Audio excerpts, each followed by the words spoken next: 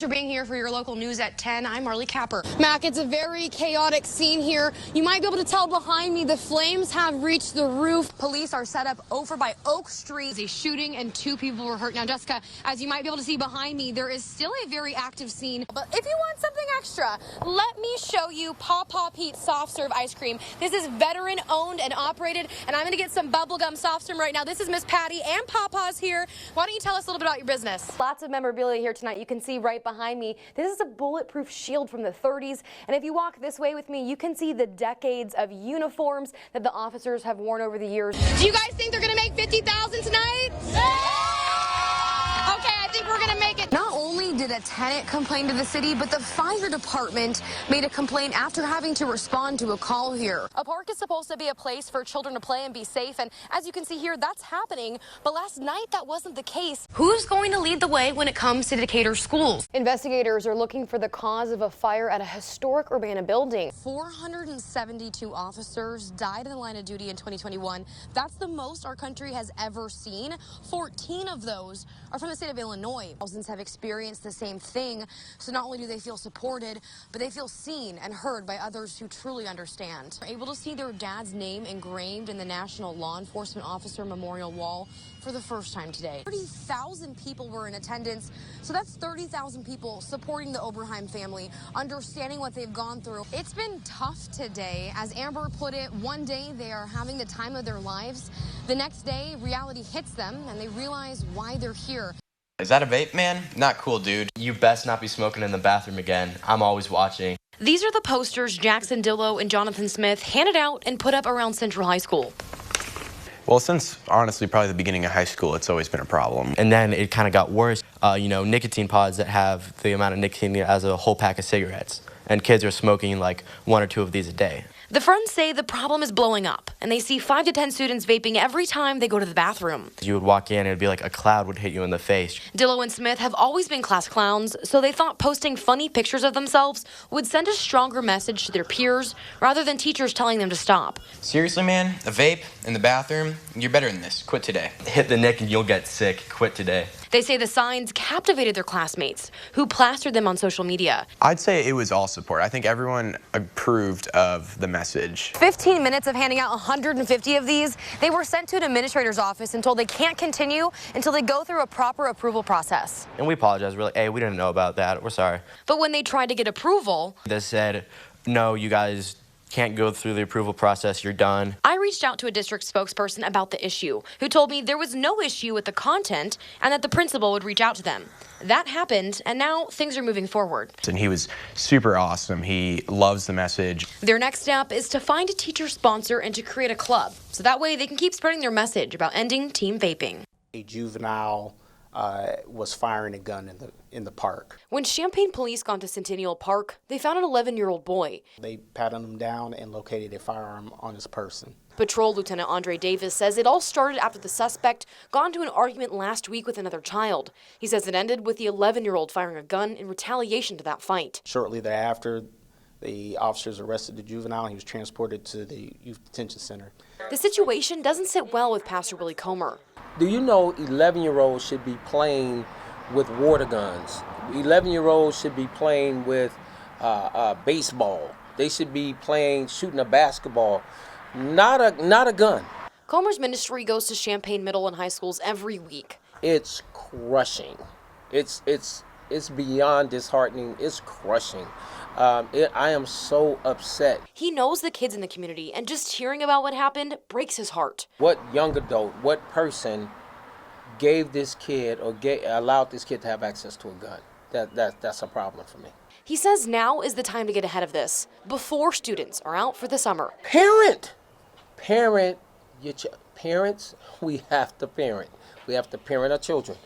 Officer Davis agrees and says it all goes back to responsibility. It's really important to constantly check in with your kids, constantly make sure that they're doing things that are safe and that are not going to be harmful to the public. She's very emotional and she's scared. She doesn't even feel comfortable telling her 12-year-old daughter what's going on yet.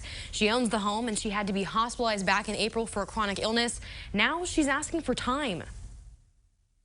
I'm sorry. I've had to move too many times. My kids have had to move too many times. A Muhammad mother is at her wit's end. After dealing with a slew of health issues and not being able to work, she now owes over $1,500 in lot fees at her mobile home park. I can't work a whole lot of hours. I can't work enough to support my daughter and I because my health. And I'm sorry, I just don't make that much money. I'm trying. She's owned a home at the Candlewood Estates for 3 years. And when bills started piling up, she started documenting. She worked with the previous property management on a payment plan, but says when the new management took over, they weren't as willing. She told me if I had half of my $1,500 balance, then they would work a payment plan out with me. She has even thought about taking out a loan just to keep a roof over her daughter's head. You know, just when you think you're getting somewhere. In the past 3 years, I bought and paid for a house, and I bought and paid for a car. And that's more than I've accomplished a lot in the last 3 years.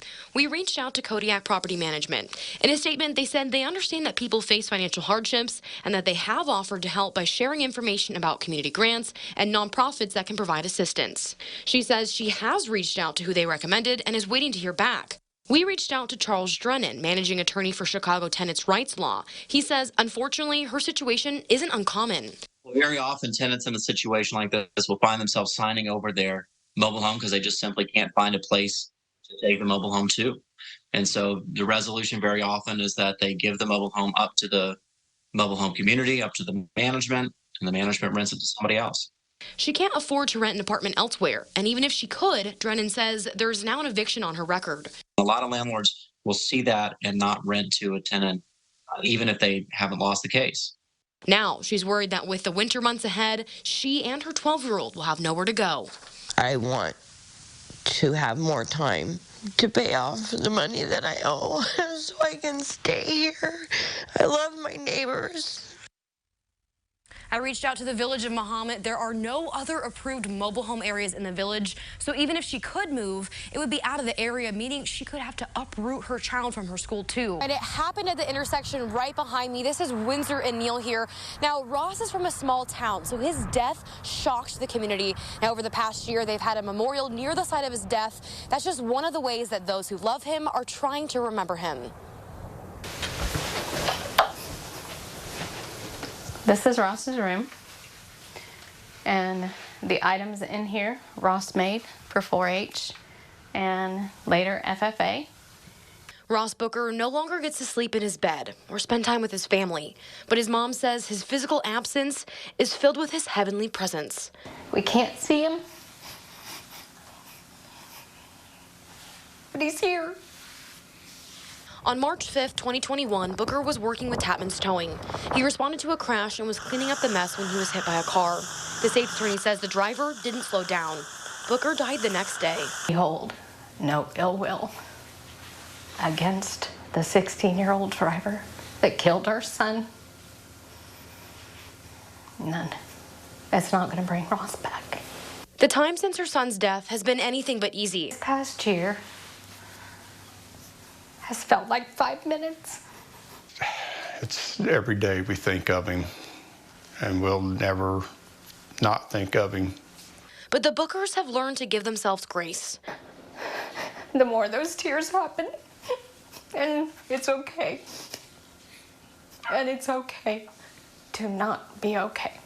They've learned the true meaning of friendship and community, even in Booker's former boss at Tapman's. How many owners would pray over you? And he did. He prayed for Dave and me, and our son Anthony, and Ross. And now Marita and Dave Booker have a message for all drivers. It's not important to get somewhere on time if you're going to kill somebody, if you don't slow down. You need to slow down. I want you to think about Ross Booker when you do. They say there's no love stronger than a parent's love. The Bookers have learned the same goes for pain. He completed our family. And without him,